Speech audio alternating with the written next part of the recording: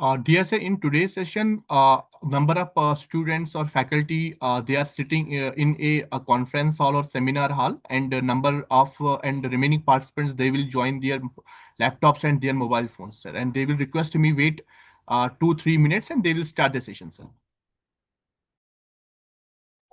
No issue. You can take your own time. Okay. Thank you, sir. Thank you. Sir, welcome, sir. Sir, this is Dr. Sasikumar from Vivekananda College. And just a few minutes, sir. So, just the students are reached 10 o'clock, sir. Just the working time starts by 10 o'clock. So, within 2 minutes, we will start, sir. Right, sir. No issue. Thank you, sir. Thank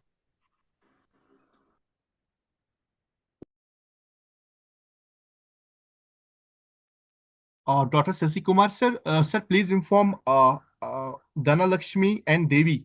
You will share two names, but I am checking here, and they will their name in not list, sir. So I request, Yes, sir. sir. Yes, sir. Yes, yes, and please inform them if they on their camera or video, and so we will easily track them. Yeah, fine, sir. Fine. Yes, sir. Okay, thank you. Okay, sir. Thank you.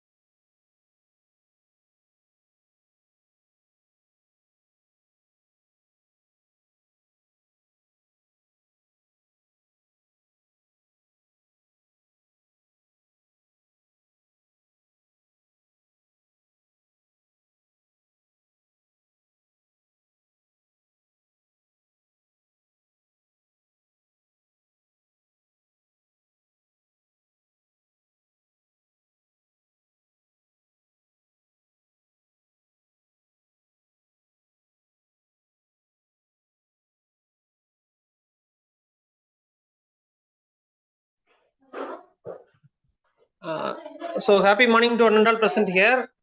And I think Madam is having some technical issues to join, and she will join very shortly.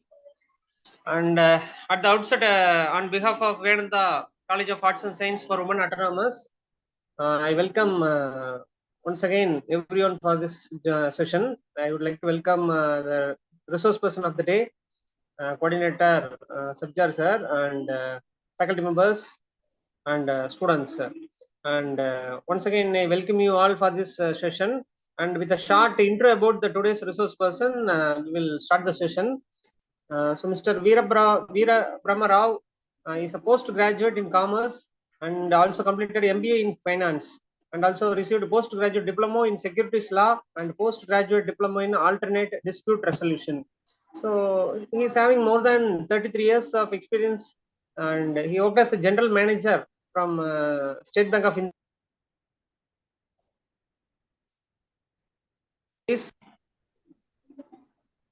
And thereafter he joined as CEO Trust Exchange Company, Qatar, and for a deputation from SBI. And he has a wide portfolio with various aspects of finance and other commodities regarding banking sector, and worked in CBI Central Board Secretariat in Apex Body Planning Commission, and also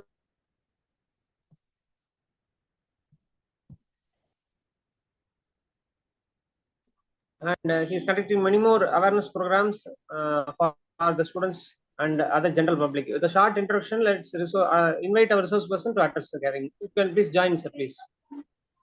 Yeah. Thank you, Dr. Shashi, for the wonderful introduction. I welcome all the participants. Good morning to all of you. First, let me start with the addressing of our patrons.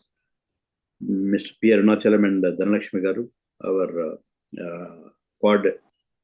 coordinators, Dr. Shashi Kumar, Head Center for Innovation, Incubation and Entrepreneurship, and Dr. Baby Shakila, Principal Madam of Vivekananda College of Arts and Science for Women, and my dear participants. The idea of organizing this program is to make it's more of a financial awareness program and financial literacy program. Even though we are in the commerce background or in the financial field, sometimes we neglect our own personal finances. So this awareness is very, very important for all of us to have. This is like a pathway for our future. Gives you an idea of how to manage our expenses and also savings within the available resources. And also in the meantime, to equip for the emergencies which may occur during our life journey. Now, let us start the presentation. Yeah, this is called Investor Awareness Program, sir. Investor are, for all of us, this is very, very important, this awareness. Okay, next. So let us try to start, understand and start with a fundamental question. What do you do with your money? First, whenever you are, earning money by way of a salary or a business income, you spend a part of it or most of it, and also try to save some portion of it. And also from that savings, also you try to invest in the whatever desired securities you feel that will yield good results. Yeah. Next, see, in this context, let us try to understand. See, you must be knowing, this financial guru Warren Buffett of America, United States of America. What he says is, do not save what is left after your spending. Always remember, you have to spend what after you save. You have to invariably, that means you have to limit your expenses. Not that, after spending, you have to save. This is very, very important concept. Warren Buffett has followed and has advised all the investors. Yeah. Next. So, there's something happening, coordinator. Sorry. What is happening? Anyway. Dr. Sasi Kumar sir, please Yes, sir. inform all the students, because actually these are girls students. So I request all the participants, please cooperate and please not tick any line in PPT, please. Yeah. Okay, sir. Check it, sir. We'll check it, sir. Yeah. So what is, if you save alone, what is wrong with that saving? See, generally when we save, we don't take into consideration the concept called, inflation. Every economy has to have this type of inflation tendencies in the economy. So when you are saving, you have to take care of this inflation concept also. You look at the diagram where the one apple is there. You thought that, I have saved an apple, but unfortunately, when you finally want to use it, portion of it is being, already gulped out by inflation. Inflation eats up your savings over time. You remember that very, very important concept. Next. So this picture shows how the impact of inflation on your savings. That impact of inflation, today, if you are saving 30,000 rupees, 5 years after, if you want to save the same 30,000 rupees after 5 years, or 15 years, or 20 years, it will not be sufficient to achieve your financial goals. Accordingly, you have to take care of the inflation concept and accordingly save your, plan your savings. Like today 30,000, maybe 5 years after, if you want to buy the same 30,000 value of products and goods and services, you have to spend 40,000. Maybe after 15 years is 60,000. 20 years, the same amount of goods and services will cost you 80,000 rupees. So you have to plan for this inflationary tendencies in the economy too.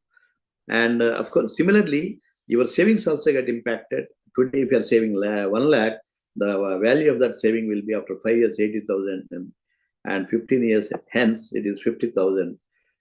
After 20 years, it is hardly 35,000 rupees. So don't think that you have saved 1 lakh, but the value of it, the value component also you have to take into consideration. Next. Then what is the solution? Okay, we said that we thought that there is a concept called inflation. So then what we should, how we should plan for it? So investing, saving is different, investing is different. You try to understand these two concepts. Saving is, maybe putting in your savings bank account or a fixed deposit account. That's a saving. But whereas investment, that investment should yield results, returns for you. Not only save, you have to invest properly.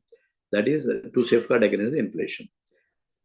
The fundamental rules are start saving from the beginning, progress from saving to investing. So saving is, as I said, it's fixed deposit or this thing. From that concept to try to scale up to investment. Then see that your money wherever you are putting up, it works for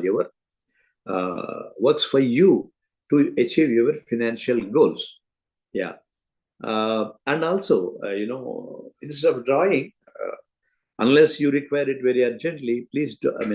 What we suggest in the financial, awareness and literacy programs is take the benefit of compounding effect, which will give you handsome results at the end of the period of your investment. Next. So what is financial planning? Let us, for financial awareness will lead to financial planning. Financial literacy, financial planning, all this, financial awareness will all these concepts will lead to finally what it is financial planning. Financial planning is the practice of assessing one's current financial requirement situation and drawing a financial plan over a period of years. By setting your life stage goals. At various stages, you put, okay, after 5 years, I want to purchase a car. After 10 years, I want to have a house, beautiful house. Similarly, all these things, to achieve those, life stage goals, you have to, the financial planning is very, very important. What are the steps involved in this financial planning? Define your financial goals. What exactly you want to, what are the goals you want to achieve after 5 years, after 10 years, after 20, 15 years? Then assess your current financial situation. What is your income? Maybe after 5 years, what will be, you have to align with your financial goals along with your income resources.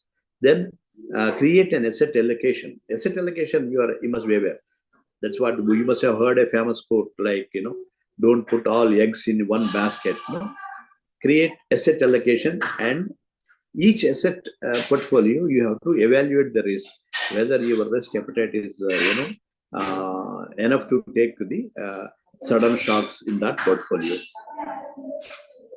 Invest accordingly. You have to invest accordingly in that, asset classes, and then just invest and don't forget about it. You have to keep on monitoring and reviewing your financial plan at each and every stage. This is very, very important, even though it's a last step, but it has to be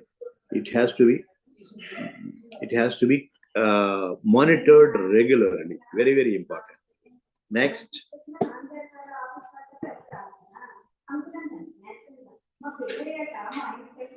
Why is financial planning is important? Yeah, there is some disturbance.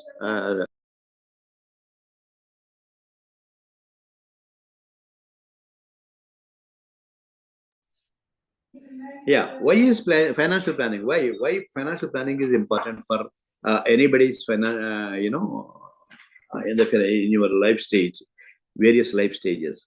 Because the financial planning is important. If you look at the diagram, financial goals, it enables you to achieve your financial goals faster and in a disciplined manner.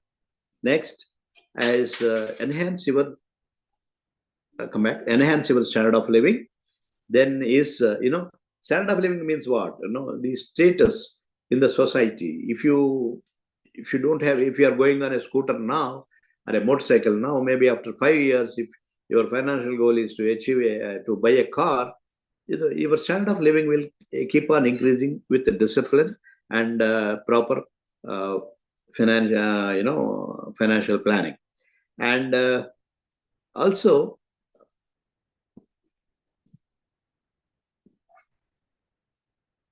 yeah, to prepare financial emergencies. Financial emergencies, we are all aware. No, sudden sickness in the family, or a sudden, children's education. Suddenly, he has to go to a very costly college and other things. So these are the financial emergencies. Sometimes the course he wants to pursue requires a lot of, fee. All these things we have to take into consideration, and accordingly, you have to manage and your financial planning to achieve your financial goals. Another important concept, when you properly, plan your, investments, it also leads to tax savings. Tax savings in under ATC, mutual funds and all these things, they are eligible for a tax rebate of up to investments up to 1,50,000. Similarly, you can achieve these, tax rebates. Finally, and most important thing is peace of mind. You need not worry what will happen tomorrow, because you are already securing your future by way of, judicious investments. Next. Yeah. Again, I draw back on, this Warren Buffett's quote again. He says, never depend on a single source of income. That means if you are employed, you will get salary. Don't, only depend on that. You have to have a second source of income. Make your savings and investments result in to create a second source of income. You have to plan your financial future in that way, so that at least there will be a buffer in case of emergencies. Next. Yeah, investments in the right asset can help create a wealth in the long run. So, if you are investing in the stock markets and other or different tenures, these are the returns you must have got. Instead of a small bank return of 6 to 7% less tax, net of tax, you will get only 5 to 5%. But here it is, generally the stock market investments yield this type of returns. If you look at it, it is average 10 plus everything, in all the years. They have taken a 5-year, duration, and in each of the year, a 5-year duration, average, it is the least it has earned is 10.4. So that is how your investment should yield and create a second source of income for you. Next. Same thing is graphically depicted here, how the Sensex, BSE Sensex, is moving. So it is like always, except in a very few years, always in a upward trend. Next. So determine what are you investing for. First, financial goals. That's what we already discussed. Financial goals means what? Goal-based investments. So if you are getting this much of income, at what stage, what you are planning, your family, car, air travel, way, house, retirement, children's education, everything you have to, these are the financial goals. At what stage of your life you want these, you should plan properly, and accordingly, in tune with that, you have to save and invest. Next. What are when you are saving and from your source of income, what are the various sources that are available for you for investments? You can invest in gold, again a very solid investment, but slightly illiquid, and stocks, bonds, property, house properties, real estate, insurance products, and bank deposits. This is on one hand. Then comes the mutual funds. Mutual funds, see, the name itself, tells you that it is a beneficial for the investor as well as the company. It's a beneficial for all the investors that have invested in the mutual funds. Next. Yeah, these are the 5 steps, how you can make your investments work for you. That is the second source of income, we already discussed your investment should fight inflation first of all, because what you thought that you saved an apple, but ultimately when you need it, you will get only half of the apple. So because inflation will, eats without your knowledge, it eats into your savings and investments. So take care of that. When you are planning financial planning, you have to plan for inflation too. Provide income when you need it, and when you plan properly, maybe after 5 years I require this much amount. So accordingly, if you are planning after 5 years, easily you will get back. You redeem your investments, and then properly you will get a income you will receive, so that your financial goals can be achieved. Then easily accessible and usable. The investments should be in such a way, in such a scheme, where you can, when you want it, you can just draw it, just go and apply for it and redeem it within no time. No, that is, it should be easily accessible and usable. Simultaneously, your investment should grow in value as well as appreciate over time. The value should grow, the return also should be coming. So it should have qualities of both value appreciation and also returns. Next. So your asset allocation should be like the thali. You must be aware. Hello, again, somebody is doing some mischief here. Yeah. Asset allocation should be like a balanced thali. See, when you order for a thali, you will get various items. Like similarly, you have to, when your financial planning should be in such a way that you should invest in different asset classes so that it will yield substantial or returns which you are anticipating. Next. Asset allocation should match your financial plannings and goals, as we already said. Investments that can grow in value is property or art collection, gold, equity shares. Those will grow in value. Investment that generate income is bonds, NSCs, PPF, public provident fund, bank deposits, etc. That will generate income, which is having the both concept imbibed in it is mutual funds. Your investments in the you have to take care of. Not only it should grow in value, but also it should yield desired income for you at regular intervals. That is called mutual fund. Yes, next. So let us, when you discuss and about mutual funds, it will have both the concepts like grow in value as well as returns. Let us try to understand what exactly is the mutual fund. Next. What is a mutual fund? It's a financial vehicle, means a scheme that collects money from several investors and invests in securities such as stocks, bonds, and debentures, etc. Anybody with investable surplus as little as few hundred rupees can start investing in mutual funds. These are the important characteristics, because just like a bank deposit or anything, you need not invest a big lump sums and other things. Even 100 or 500 rupees, 100 rupees, 200 rupees, you can keep on investing in mutual funds. Investment in mutual fund is the most cost efficient, and it offers the lowest charge to the investor, because the redemption, when you are redeeming it, you need not incur huge expenditure for that. It's a very, very minimal expenditure only you have to pay.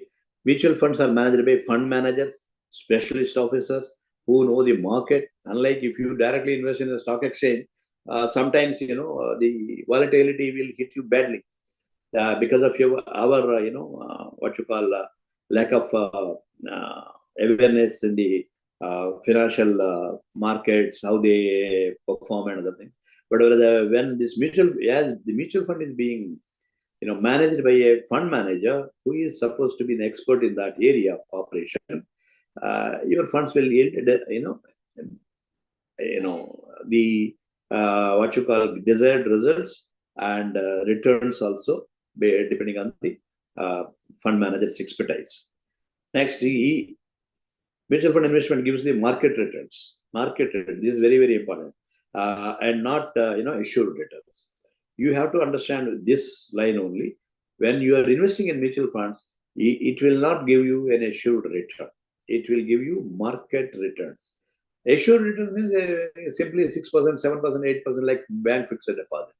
The mutual fund doesn't guarantee that way. It gives you market return. Market return maybe 12%, market return maybe 6%, market return maybe 8%, market return maybe 15%. You never know. So that is how the mutual funds, work for you.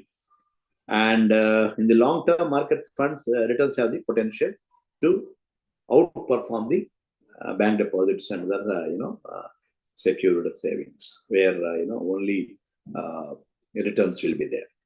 Next.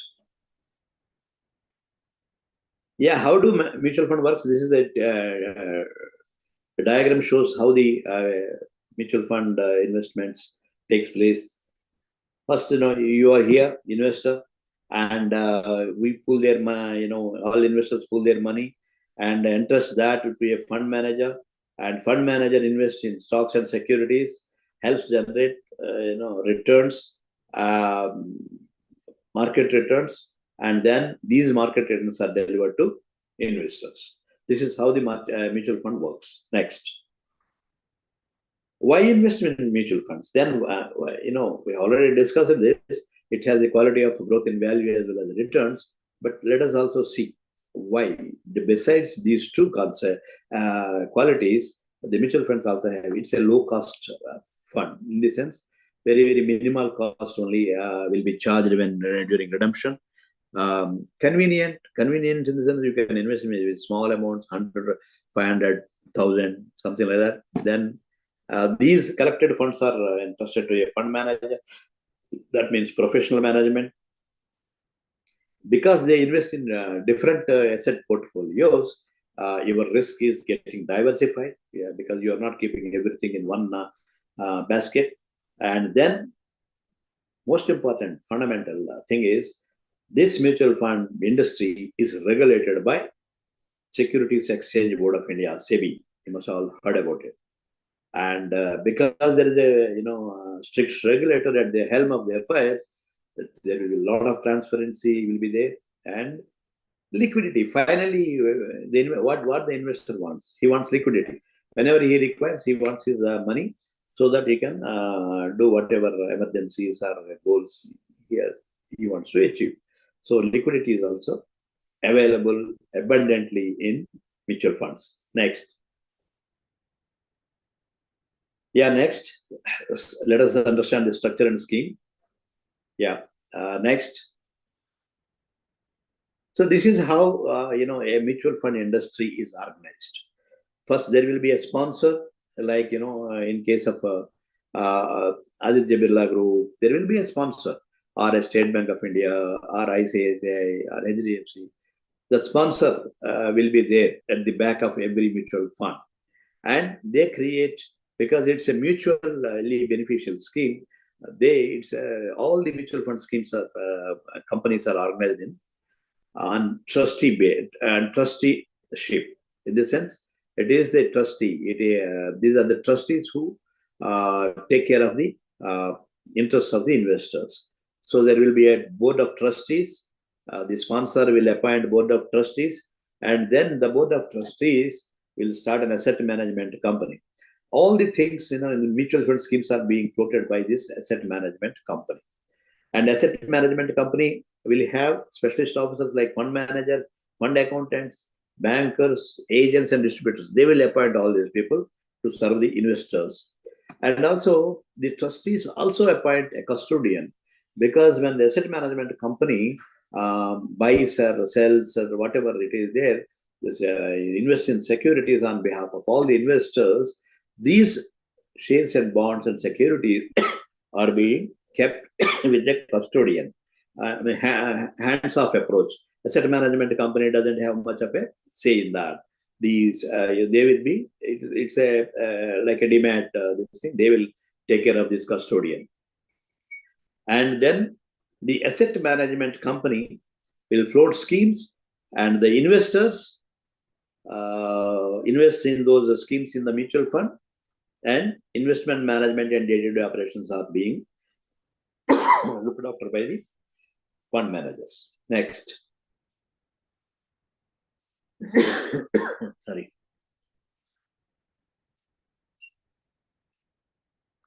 When you look at the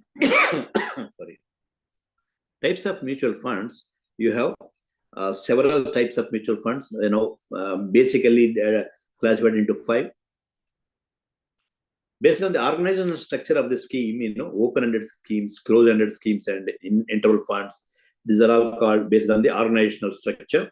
A management portfolio, active funds, and passive funds. Sorry. Investment objective, based on the investment objective, the mutual funds are also classified. In this investment objective, you will find growth funds, income funds, and hybrid funds. Investment portfolio. Growth funds are based on the objective, whereas here, portfolio. Portfolio means what? Where you want to invest. Equity, debt, hybrid, again, liquid funds. Then other types of funds, where schematic funds, they call it, exchange-traded funds, gold ETFs, ELSS, all these things are there. Other types of funds. Basically, there are 5 types of mutual funds. Next. Under each one, you have several schemes. Categorization of mutual fund schemes. Again, as per SEBI guidelines, the mutual fund has to classify its schemes under various heads. One is equity schemes, debt schemes, hybrid schemes, solution-oriented schemes. Solution-oriented schemes means retirement, for retirement schemes. Retirement, when you retire, when you don't have a pension or this type of social security benefit available, you start saving in this retirement scheme, so that a handsome amount will be available for you as a corpus, as well as returns will come on a regular basis to meet your day-to-day requirements after you retire from your job. Similarly, children education fund. When you invest in that, maybe after 10 years, if you want to join your children in higher colleges and this thing, you may require more funding. So that will children education fund type of schemes will solution oriented schemes, they call it. They will meet your requirements. Other schemes are like exchange traded funds and index funds and fund of funds. These are various categorization categories. The mutual funds are classified into. Next. So having seen the various categorizations in the mutual funds, let us understand each one by one. Equity schemes. Next. These funds, as the name suggests, the funds collected under these schemes will be invested in equities and equity-related instruments of companies, and seek growth in the long term, can be volatile in the short term. These are the characteristics of that equity fund schemes. Suitable for investors with high risk appetite and longer investment horizon.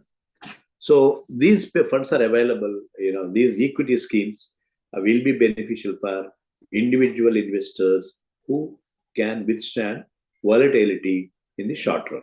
Next. So equity fund categories, these are the various categories. You have an equity fund, multi-cap, large and mid-cap, small cap. These are all, how the investment will be done when you are taking an equity scheme. Maybe 80% in the large cap, maybe 60% in the mid cap. Similarly, each fund will define where your savings will go into upfront. When they launch the scheme, they will tell you 80% of the investments will go to shares and bonds, securities, in the large cap, in the mid cap, something like that. So very, very upfront only you will be knowing where your investments are being invested. Next. Categories. These are the various categories: dividend yield fund, value fund, contra fund, focused fund. These are all various categories under equity fund scheme. So it will have the characteristics are, depending on your risk appetite and the requirements of your funds and your financial goals, you can choose any of these schemes. Next. ELSS is, here the equity linked savings scheme means here the investment is slightly different one. It will be your investment will be locked for 3 years. There will be a lock-in period here, except in other schemes. Only in ELSS you have this thing. Because there is a lock-in, you will also have some tax benefits under this scheme. Next. So having understood the equity schemes, let us go to debt schemes. Next. Debt schemes, debt funds are investment in different types of fixed income securities. When a debt fund, you are investing in a debt fund, a scheme of a mutual fund, these funds collected, will be invested in debt funds where the investment they yield a regular return. Investment in different types of fixed incomes, earn interest income and capital appreciation. Here you will get interest income and capital appreciation, and suitable for investors with low risk appetite or moderate risk appetite. Equities will be suitable for investors having higher risk appetite. whereas debt schemes are meant for a low to moderate risk appetite fellows by investors. Next. This is how, the matrix is given to you, where, on the x-axis you are finding duration, maturity period of securities in the fund, and the y-axis you will have this risk appetite from low to high and low to high. This also. Similarly, they have shown what is the risk component that is available in various schemes of mutual funds, so that you can take a conscious and what you call informed financial decision while investing in mutual funds. Next. Yeah, let us also look at what are the fund categories under debt. Overnight fund, liquid fund. Overnight fund means, just, in a day, you just, you have surplus money, you put it in that overnight fund. Something you return, you will get it. After one day, you can take it up. Liquid fund, maybe 90 up to 91 days, it is called a liquid fund. Ultra short duration fund. These are the various, categories under debt fund. Low duration, money market fund, short duration, medium duration. Every scheme will tell you up front what will be the duration in which, you can redeem your units or mutual fund units. Next. Categories again, long duration, dynamic bond, corporate. These are all various categories in debt fund. Each one has its own, peculiar characteristics, and you have to invest in, such a scheme which will, meet your requirements and to achieve your financial goals in a smooth and disciplined manner. Accordingly, you choose your fund category in debts. Next. Besides this, the equity and debt schemes, you have another category called hybrid.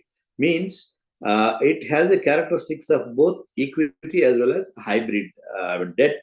So that's why it is called hybrid schemes. What are the? Let us see what are the schemes. Yeah, hybrid funds invest in a mix of equities and debt combination. Aim to generate wealth from equity exposure, and while debt funds will give you steady returns. Suitable for investors for a mix of looking for a mix of safety and income and modest capital appreciation. Modest capital appreciation also will happen in this hybrid funds because they are taking the route of investing both in equity as well as debt funds. Next. Hybrid funds also various categories are there: conservative hybrid fund, balanced hybrid fund, dynamic asset allocation. All these categories, depending on your risk appetite and your financial objectives under, taking into account those financial objectives and financial goals, you have to choose your fund. Next. Yeah, solution-oriented and other schemes are also there. Besides equity, debt, and hybrid schemes, besides that, there is a fourth category, solution-oriented, that we have already discussed, next, we'll see that. Retirement funds, children education fund, index funds and exchange-traded funds, fund of funds. These are all, what you call solution-oriented. Retirement fund means what? If you are investing in that, you are maybe taking it, you are looking at a very long term period, and you are encashing it in tune in what you call timing with your retirement, so that your retirement, after retirement, you will get a second source of income. If you have a pension, it will become second source. If you don't have a pension scheme, it will be a primary source of income. Next, children fund also is there. Schematic, solution oriented. Depending on your children's age, you can invest in that. These are the various schematic funds. Next.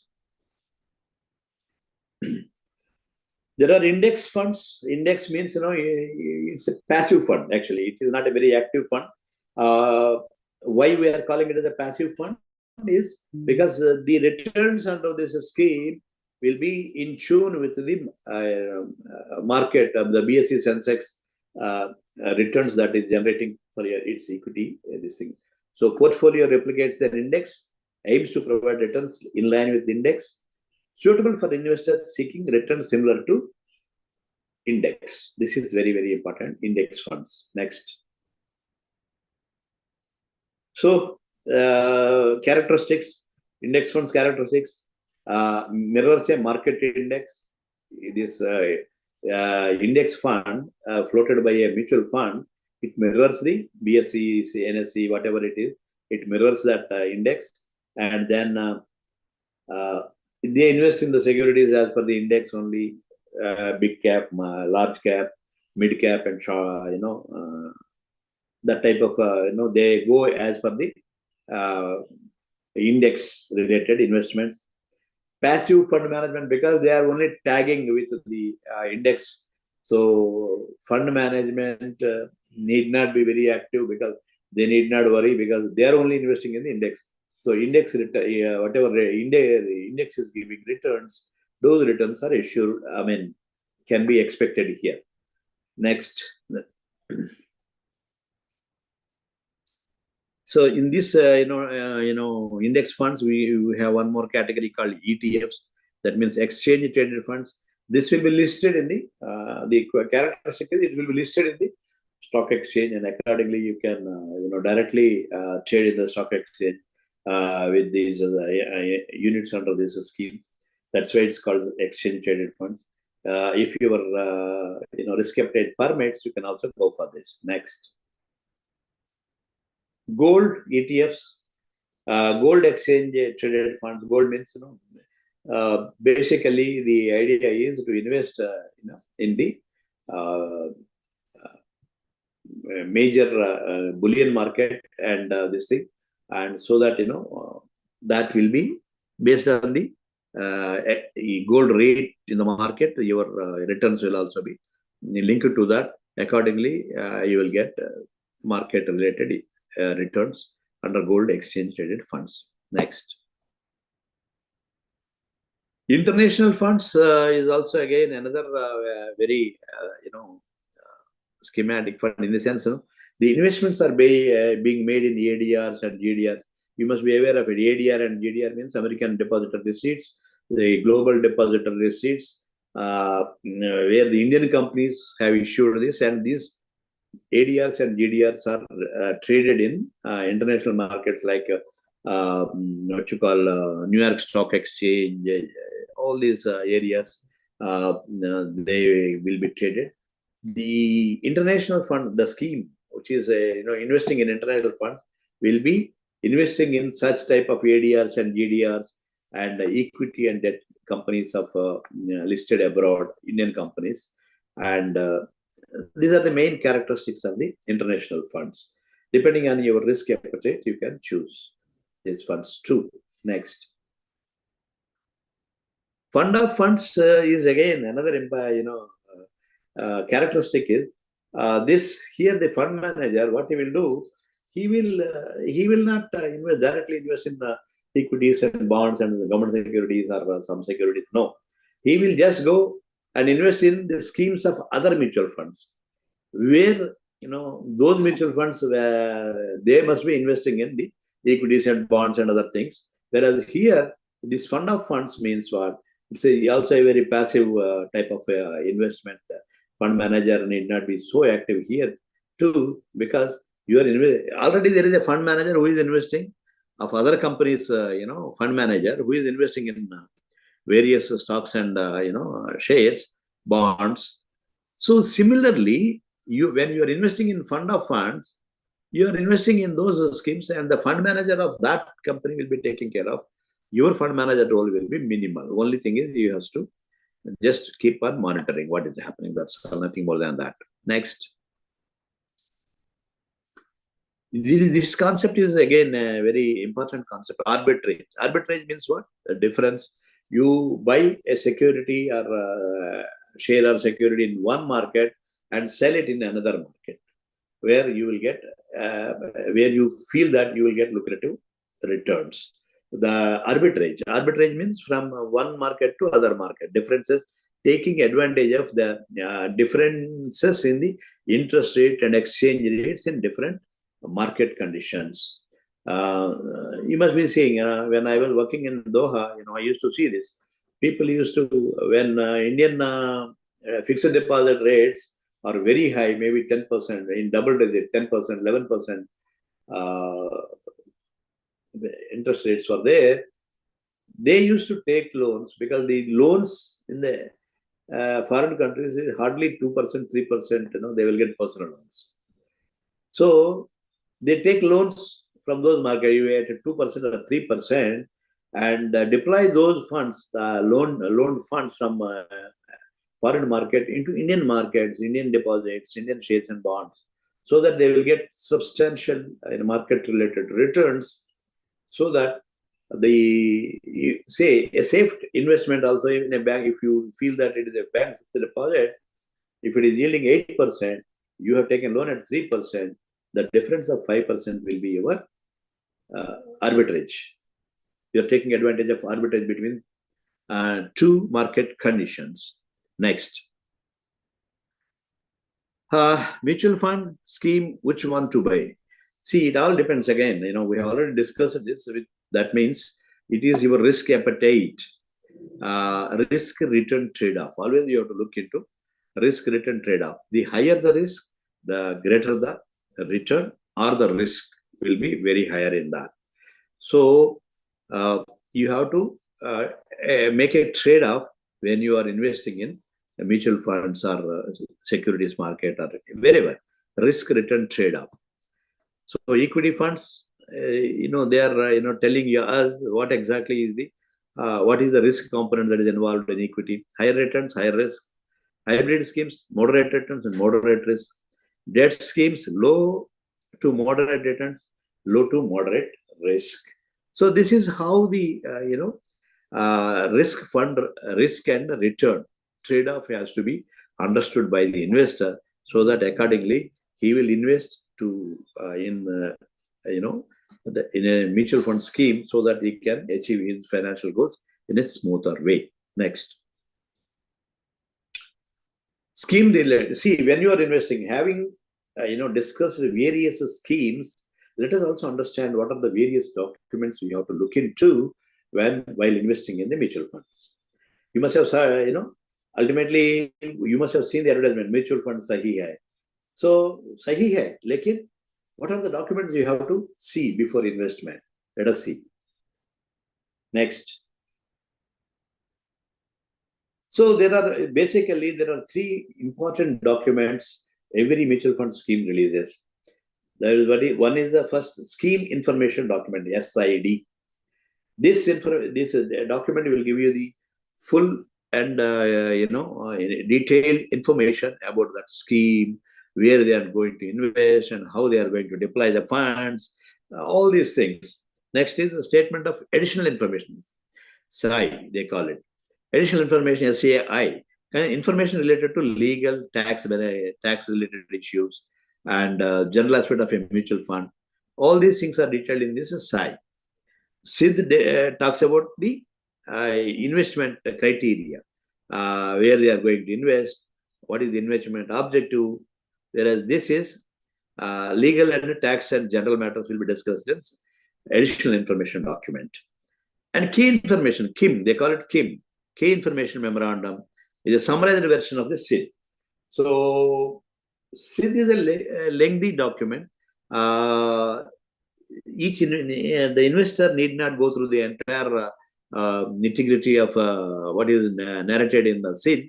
Whereas if you take a look at the KIM, Key Information Memorandum, will tell you what all the investors require, the important information it will tell us. So KIM is the most important document. Next. Again, a fact sheet will be, when you are investing in mutual funds, you will be given a fact sheet every month, how your scheme is performing, what is the market returns that being generated so far, how it is being viewed by this thing. Everything, all the detailed information is given in a fact sheet, This will help you to evaluate. If you look at, if you recall what we have discussed, finally monitor and not only investment, you have to keep on monitoring and reviewing your investment portfolio. That's what we said in the last step to achieve your financial goals. Fact sheet will help you in that direction. Next. Plans and options is another thing. Let us see that. What is that plan? When you are going to invest in mutual fund, there will be a regular plan and there will be a direct plan. How to investment, how to make the investments. Regular plan means what? There will be fund distributors, agents, everybody will be there to help the investor to make an investment. That means you have to fill up in a form and complete the KYC norms, and then accordingly submit the form to the distributor or the mutual fund office. Then it's called a regular plan. Direct plan means if you're tech savvy and you are familiar with online banking and online transactions, you can go for this direct plan, where there will not be any middlemen involved like distributors or agents here, unlike in a regular plan, and you will directly invest in this thing. So your returns also slightly vary from direct to regular plan to regular plan. Direct plan will give you very slightly higher return because there is no distributor. Because distributor, when distributor agent is involved, the mutual fund has to pay commission for the efforts they make for the garnering the investors. So because there is a concept called commission in that for a regular scheme for distributors and agents, in the direct plan you can reap benefits because you don't have any distributor. Directly you're investing. Slightly your NAV and your return will be slightly higher. Next. When you are investing in mutual fund, there will be two options for you: growth option, and next is income distribution come withdrawal option, IDCW. Income distribution come withdrawal option, capital withdrawal option. This is what these are the two options you can choose. In growth option, as we have already discussed, you can take advantage of compounding impact. Because your returns are also reinvested in the scheme, and accordingly you will get the impact of compounding effect. Whereas income distribution and a capital withdrawal option, this is suitable for the investors who require a regular source of income.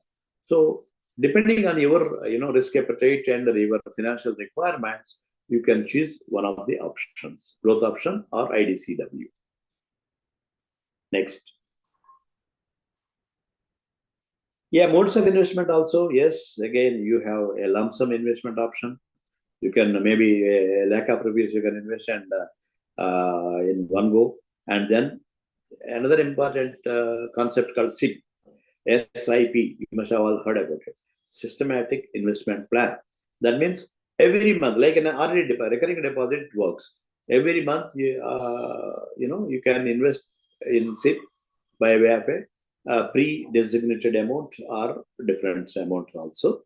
That's called SIP. That it gives you a very liberalized approach instead of a lump sum amount. Whenever you have a liquid fund, you can go for that. Liquidity, and not liquid funds. Liquidity, when you have the liquidity, you can increase, decrease, SIP, all these things you can. Systematic transfer plan is the next concept called systematic transfer plan. So that means you have invested in one plan now, and that plan returns or market returns, what it is generating, you're not happy with it. So you want to, the same mutual fund is having another scheme which is having a higher market return by way of, they are giving. So you want to switch from this earlier invested scheme to the new scheme, which is yielding much better market related returns. So systematic transfer plan will help you to achieve that objective. Only condition is the schemes should be from the same mutual fund. either SBI mutual fund or Aditya Birla mutual fund or ICICI mutual fund. Under this mutual fund, you can switch from one scheme to other scheme. You cannot switch from ICICI to SBI or SBI to HDFC. You cannot switch like that under STP. Inter-scheme switches, switching, same thing, you can switch from one scheme to other. That's what we have discussed. Next. SIP, this is the same thing, like it works on already like in recurring deposit of the bank, and it will give you an averaging impact. Averaging means what? Today, when you start investing, in a fund, in a scheme, mutual fund scheme, where the net asset value is 10 rupees. Maybe next month the net asset value gone to 10.5 rupees. Then maybe third month 11 rupees, 11.25. When you are investing in this scheme on a monthly basis in small amounts, the NAV will get averaged out. So finally, when you stop investing under the scheme after 10 years, so the NAV may be around 20 rupees, whereas your cost of that investment may be around 15 rupees, because you have started investing in that scheme from rupees when the value is at rupees 10. Now the value is at 20. But over a period of every month you are investing, so you are taking advantage of averaging of the cost. Next. That's why SIP is very important. Yeah, the power of compounding will also give you advantage here in SIP. So starting at the age of 25, SIP of rupees 1,000 invested per month at 8% per annum till the age of 60. Okay, at the age of 25, you started 1,000 monthly investment, and so that gives you a return of it become 23 lakhs 9,175. That is the impact of the compounding impact. That 30 years. Similarly, when you start investing at the age of 30, what you will get finally at around 40 years, if you start investing it, you will get slightly very marginal amount. So that's why we said that you start investing from the day you start earning, starting age 25. A substantial amount you are getting. That is and also you are getting benefit out of the compounding impact. Next. This is the rupee cost averaging, NAV. We already discussed this, but the slide shows in different market scenarios, a rising market, falling market, and volatile market, how your SIP, when you are investing in through SIP, how it will get averaged.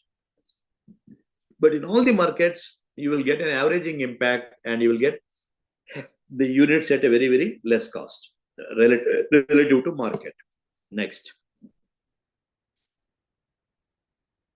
Systematic withdrawal plan. Like SIP, systematic investment plan, we have, when you are investing in mutual funds, you have another scheme called systematic withdrawal plan. Systematic withdrawal plan is, you can time, every year I want this much money from the mutual fund. Whatever is there, you can specify that, and accordingly allows an investor to regularly withdraw a fixed amount from their mutual fund investments. And it's very simple. The desired amount is credited to your bank account. This is beneficial for the retirees, retirement plans, and children education plans, and all these things. Next. How to invest in mutual? Having seen all these things, mutual fund, different types of mutual funds, and how mutual fund works, and what are the various ways of investing. Let us also see how to invest in mutual funds. Next. See, like, bank account. If you want to open a bank account, you require KYC, know your customer. KYC means know your customer. Similarly, you have to be ready with all these documents if you want to invest in mutual fund. KYC, know your customer process, PAN card, bank account number, and KYC process, address proof, other. We are all aware of this. Now it is a stabilized and standardized procedure. for opening of bank accounts or for mutual investment in the mutual funds, etc. After completing the KYC, you can open a mutual fund portfolio and with any mutual fund and start investing.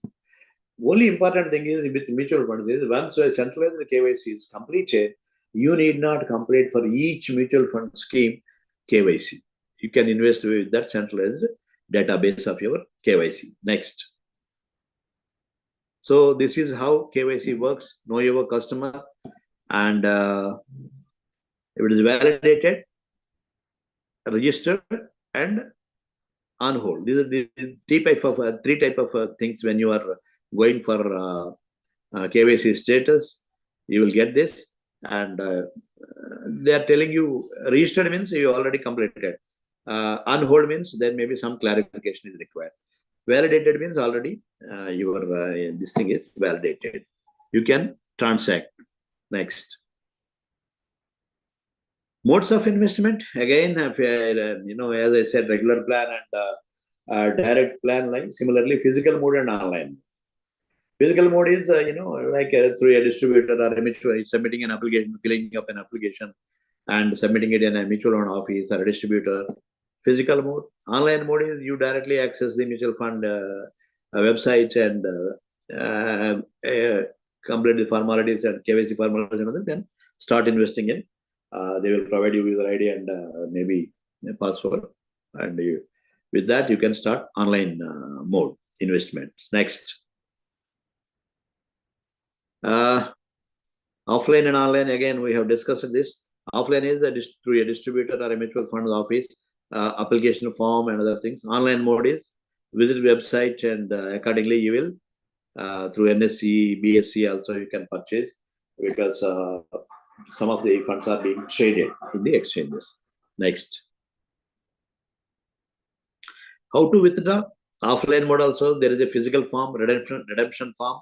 You fill it up and submit the redemption form. Within the next 2-3 days, you will get the money into your bank account. Online mode, again, log into your online transaction page and decide after your mutual fund and select the units, and then accordingly you will be withdrawing from that fund. Next. Performance. See, investment is one. Again, I am reverting back to what I said. After investment, the investor should not, keep relaxing. You have to keep on monitoring. You have to reviewing your financial investments, how they are performing, so that you can take a financial, informed decision to switch schemes or continue in the same scheme or withdraw from the scheme. All these decisions can be. That means you have to have a continuous monitoring. So what are the tools available for you to evaluate the performance of each scheme? A mutual fund provides relative return with respect to its benchmark. The returns have to be compared with the fund's benchmark, and appropriate benchmark should be used to evaluate the fund's performance. Schemes, again, this is called returns of a fund should be measured over the recommended holding period. Like, holding period, if you are going for a long-term fund and a medium-term fund, based on the holding period, you can evaluate this thing. Risk fund undertakes and the returns generated by taking this should be proportionate. So you have to, your risk appetite should be matching with the fund you are investing. That means your risk appetite and the fund risk and return involved should be matching. Otherwise, your financial goals cannot be achieved. Next. Stress testing also, this is again a very, very important financial tool. As being a commerce student, you must be knowing it. Stress testing means at various levels of, market conditions, how my portfolio or my portfolio investments in the mutual funds will be performing. This is called, stress testing. BAC at this level, what will be the returns, market returns. BSE at this, NSE at this level, what will be the market returns. Volatility, all volatility at several levels. If it is 60,000 or 80,000 now, If it goes down to 70,000, what will be the impact? If it goes to 90,000, what will be the impact? And at various scenario building and scenario studying, this is called stress testing. Yeah, it is also available for you to know how this is going on. It's a computer simulated method to test how your investment portfolios may perform under extreme conditions. This is called stress testing. Next. This is the most important concept. You must be, when you are investing in mutual funds, you will be hearing this concept called NAV. NAV means net asset value. Net asset value means, what is net asset value? What is, try to understand this. You have invested, say, 10,000 rupees today in a mutual fund scheme, and this 10,000, after maybe 6 months, this 10,000 valuation today has gone up to maybe 11,000 rupees or 12,000 rupees. But net of expenses, the fund manager will be incurring expenditure to study various schemes and other things. And the expenses that is incurred by the mutual fund for the salaries and other expenses to run the show.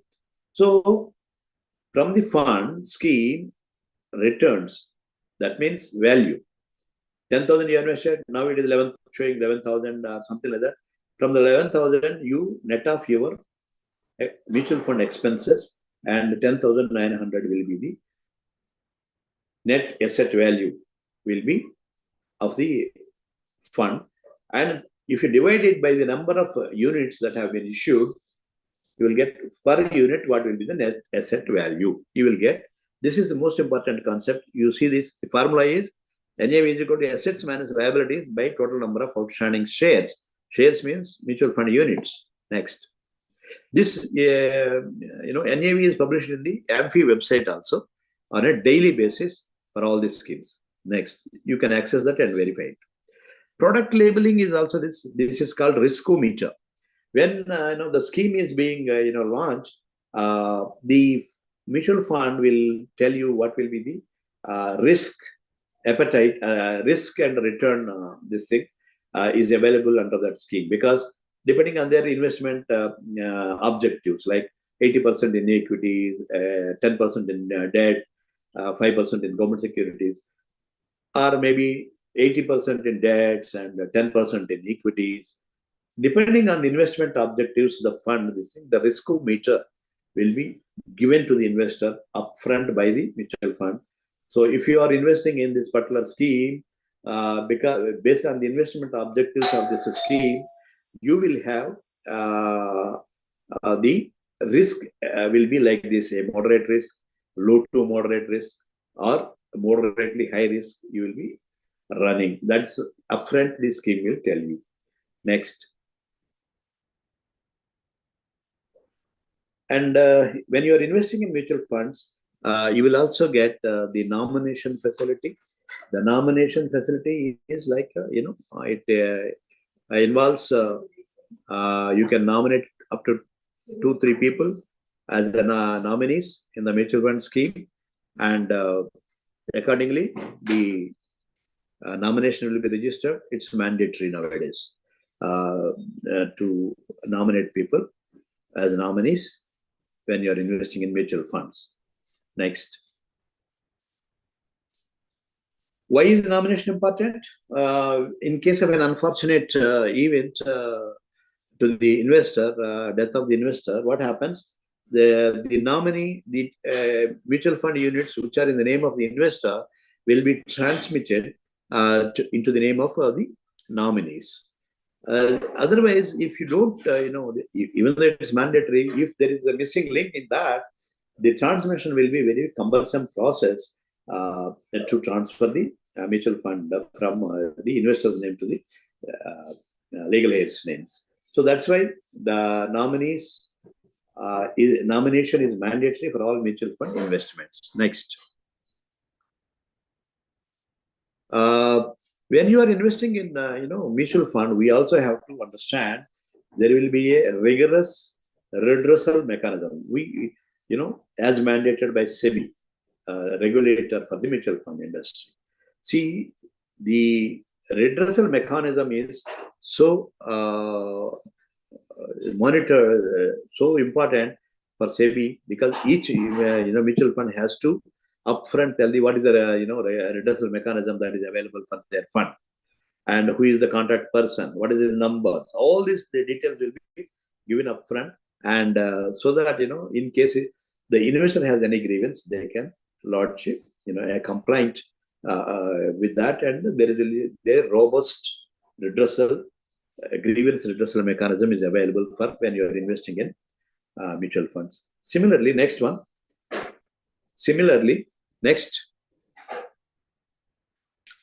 SEBI compliance redressal system. This is what scores. This scores is called SEBI compliance redressal system. In case if your grievance is not redressed in the mutual fund, you can also lodge into the scores and lodge a complaint under SEBI scores system. SEBI takes up the complaints registered via scores with the concerned company, mutual fund, intermediary for their timely redressal. Next. There is another app called Saradhi run by SEBI. Saradhi app gives you friendly interface with the comprehensive tools aimed at simplifying complex financial concepts, resources, and educational videos. All these are available, unbiased objectives, and trusted source of investment awareness. All these things are available. What we are talking about financial awareness, this are the app of SEBI also will provide you with detailed information regarding this financial awareness and literacy. Next. So this is how we, come to the conclusion that the financial awareness and literacy is a pathway for your financial planning and also your financial future, and also to achieve your financial goals in a disciplined manner. Thank you very much. In case if you have any questions, I will try to address.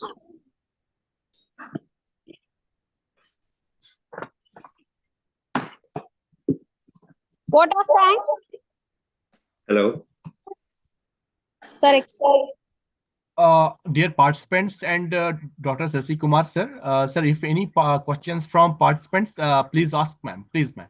So we will wait more 5 minutes for question answer session, ma'am. And after that, vote of thanks.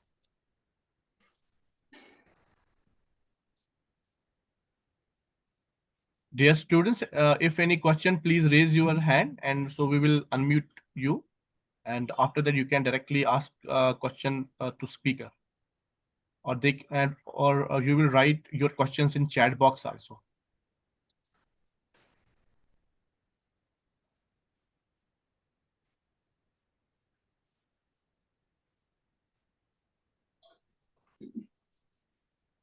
Dear ma'am, any question?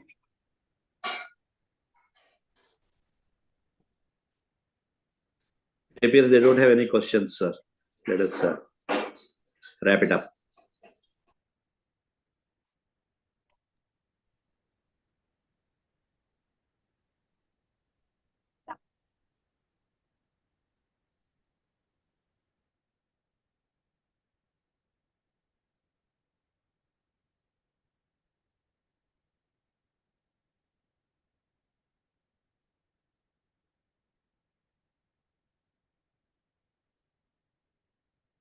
Dear Dhanalakshmi ma'am, ma'am, please unmute your audio option, ma'am, and please go to vote of thanks, ma'am. okay, sir.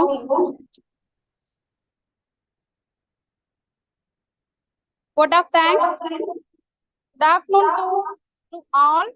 It has been such an honor to be part of this wonderful event.